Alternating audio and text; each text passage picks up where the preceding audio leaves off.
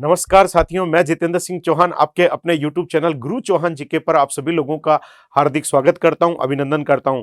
साथियों, मैं पिछले 23 वर्षों से राजस्थान के विभिन्न प्रतियोगी परीक्षार्थियों को ऑफलाइन पढ़ाता रहा हूं और पिछले 2 साल से ऑनलाइन पढ़ा रहा हूं और नित नए नए प्रयोग करता रहता हूं और नए नए सेशंस लेकर आपके समक्ष उपस्थित रहता हूं।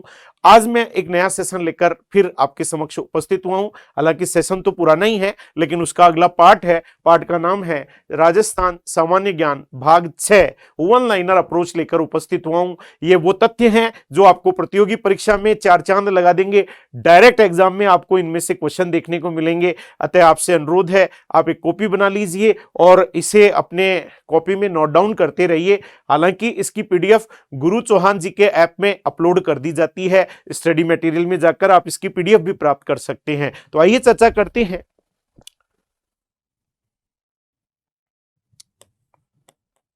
राजस्थान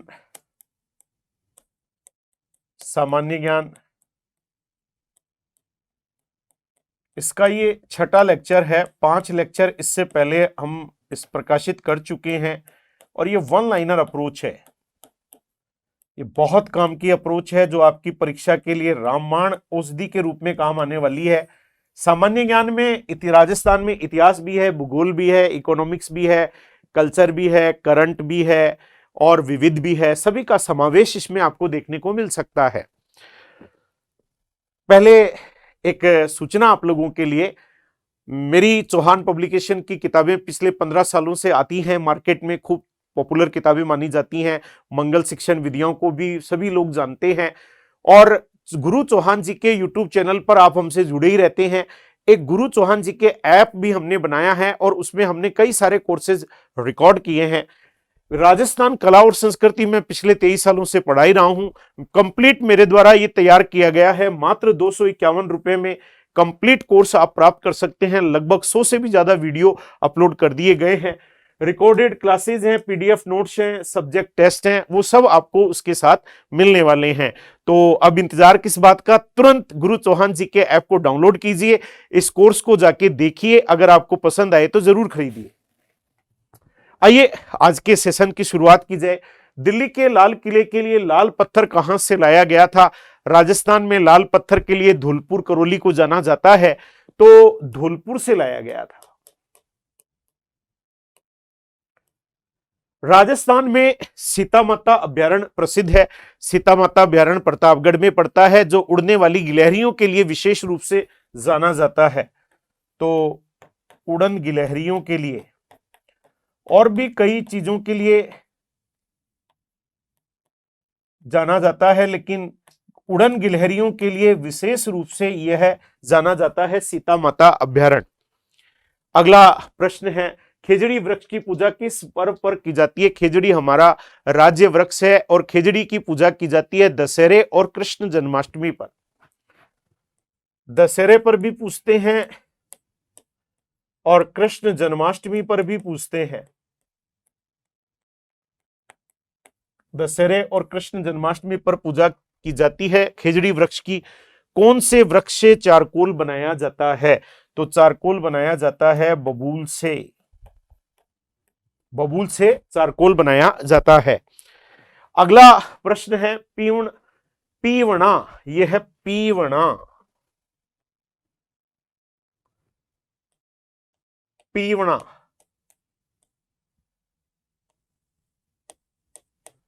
पीवणा किस जीव की प्रजाति है? तो पीवणा एक खतरनाक सांप होता है।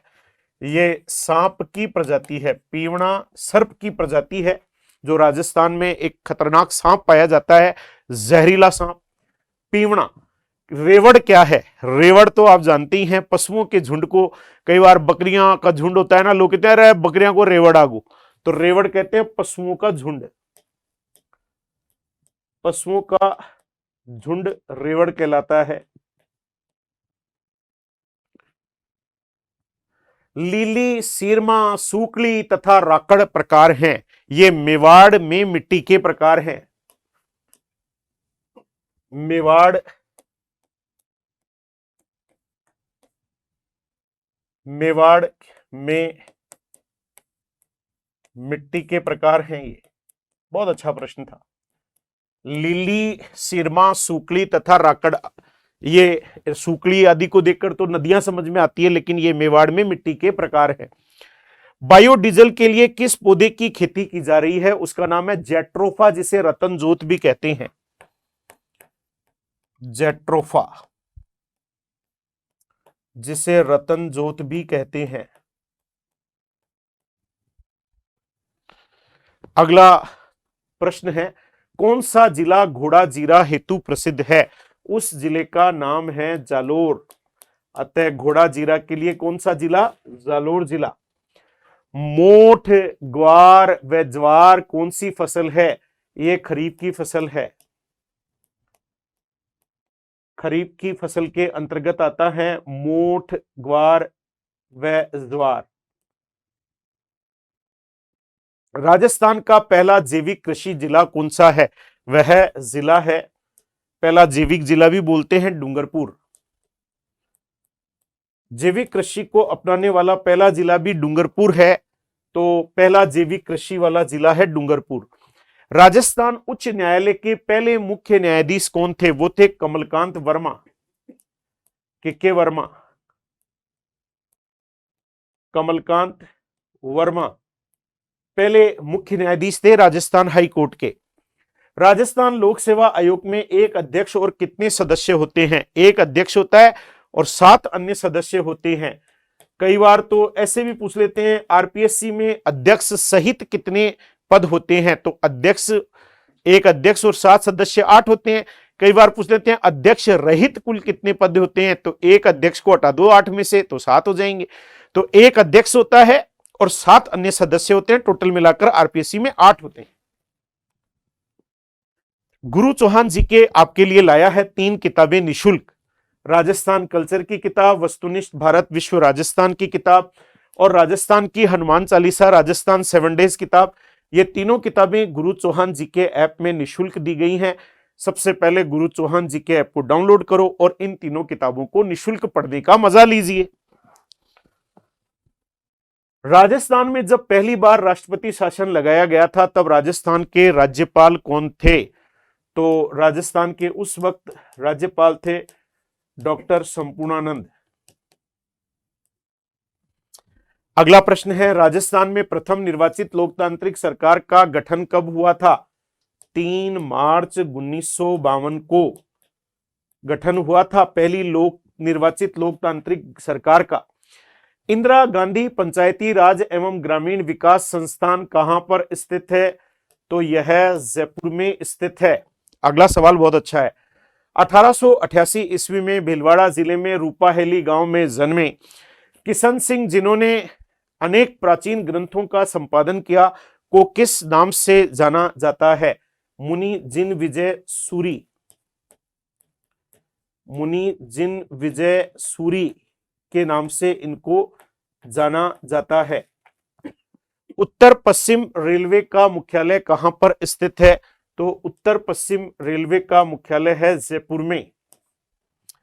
जयपुर के प्रथम पुलिस आयुक्त कौन थे?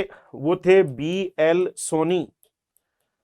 जयपुर के पहले प्रथम पुलिस आयुक्त BL सोनी साहब रहे हैं।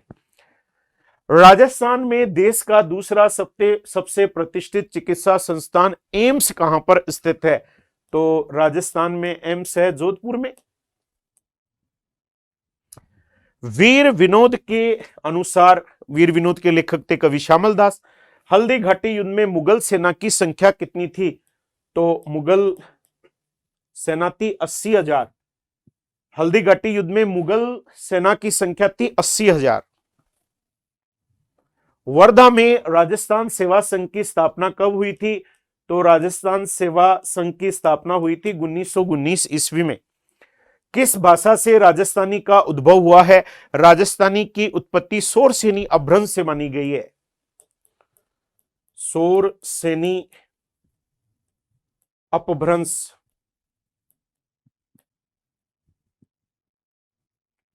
अगला प्रश्न है, समुद्र लहर नाम का लहरिया कहां रंगा जाता है? लहरिया भी जयपुर का प्रसिद्ध है और समुद्री लहरिया भी जयपुर का ही प्रसिद्ध है। नसीराबाद छावनी को लूटने वाला राजपूत सरदार कौन था? उनके नाम था डूंगर सिंह। डूंगर सिंह राजपूत सरदार थे जिन्होंने नसीराबाद छावनी को लूटा था। तो ये थे सारे आज के प्रश्न जिन पर आपने चर्चा की। यहां एक आपके सामने एक पूरे कोर्सों की सूचियां दी गई हैं। डॉक्टर एस मंगल सर के मार्गदर्शन में गुरु चौहान जी के ऐप तैयार किया गया है और डॉक्टर मंगल की शिक्षण विधियां पूरे राजस्थान जानता है। अब उनकी शिक्षण विधियां उनके द्वारा पढ़ाई गई हैं गुरु चौहान जी के ऐप में। तो आप गुरु चौहान जी के ऐप को डाउनलोड करो। अगर आप सेकंड ग्रेड की विज्ञान, सेकंड ग्रेड गणित, सेकंड ग्रेड एसएसटी से तैयारी कर रहे हैं तो शिक्षण विधियां डाल दी गई हैं। अगर आप रीट की तैयारी कर रहे हैं तो रीट की सभी शिक्षण विधियां हमारे कोर्स अपलोड कर दिए गए हैं। तो गुरु चौहान जी के ऐप में अब शिक्षण विधियों का कोई कमी नहीं है। किताबें तो आप पढ़ती हैं लेकिन सर से साक्षात पढ़ने का मजा ही कुछ और है। गुरु चौहान जी के और भी बहुत सारे कोर्सेज लेकर आपके लिए लाया है। इनकी सभी की सूचना आपको दी गई है। तो आप गुरु चौहान जी के को तुरंत डाउनलोड कीजिए और डाउनलोड करके ये सारे कोर्सेज की सूचना दी गई है। गुरु चौहान जी के कोर्स को डाउनलोड ऐप को डाउनलोड करो और कोर्स जाकर देखिए। आपको जो पसंद आए प्रत्येक वीडियो को 2 मिनट तक चलाकर देख सकते हैं। सबकी पीडीएफ भी संलग्न है। तो अब देरी किस बात की, तुरंत डाउनलोड करो गुरु चौहान जी के ऐप को। और इसी तरीके से नए नए सेशंस लेकर मैं आपसे मिलता रहूंगा। फिर मिलेंगे किसी नए सेशन के साथ। धन्यवाद साथियों। जय हिंद साथियों।